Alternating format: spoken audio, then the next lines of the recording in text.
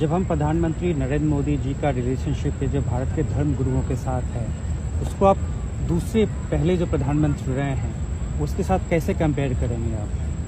देखिए, हालांकि मैं अपनी बात या अपनी परंपरा की करूं, शुरू से ही मेरी परंपरा का संबंध पहले राष्ट्रपति डॉक्टर राजेंद्र बाबू से लेकर के, प्रथम प्रधानमंत्री पंडित जवाहरलाल नेहरू से लेकर के और वर्तमान के प्रधानमंत्री नरेंद्र मोदी जी तक बराबर संबंध रहा है। हालांकि हम लोग दलगत राजनीति से कभी नहीं जुड़े हैं, लेकिन समाज के कल्याणकारी कामों के अंदर हमारे प्राचीन समय में भी राजा महाराजा धर्माचार्यों के पास जाते थे मार्गदर्शन लेने के लिए। तो सरकार कोई भी हो, लेकिन सरकार लोक कल्याणकारी कामों को आगे बढ़ाए, उस दिशा में चिंतन मंथन संवाद जो है समय समय पे चलता रहता है।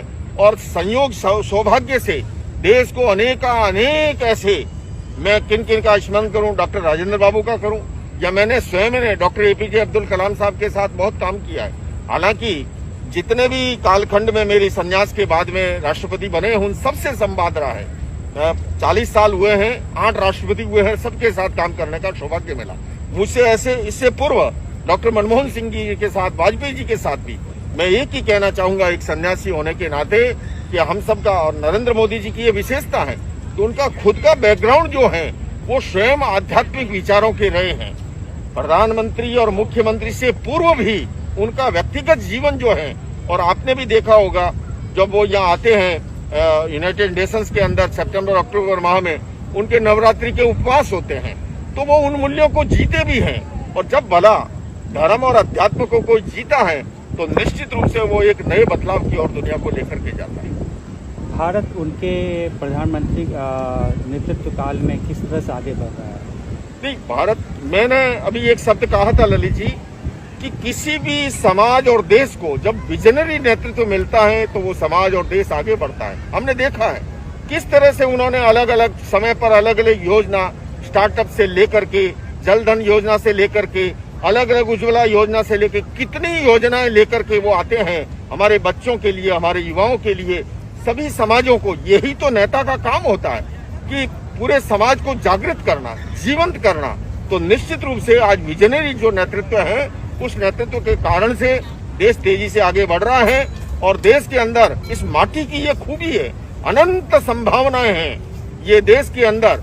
और हमारी युवा शक्ति जो है वो अपने आप में मैं कह सकता हूँ कि हमारी युवा शक्ति की बदौलत आने वाले 2030-40 तक भारत जो है देश का, पूरी दुनिया का जो है एक शक्तिशाली महाशक्ति के रूप में स्थापित होगा, आर्थिक दृष्टि से भी और सामरिक दृष्टि से भी, हर दृष्टि से। ये बात सही है कि आप एज ए धर्म गुरु जो है सो दलगत राजनीति से दूर रहते हैं, उसके ऊपर हैं, बट आप लोगों का एक और काम रहता है कि जो समाज किस तरह से आगे बढ़े, विश्व में किस तरह से शांति हो, राइट?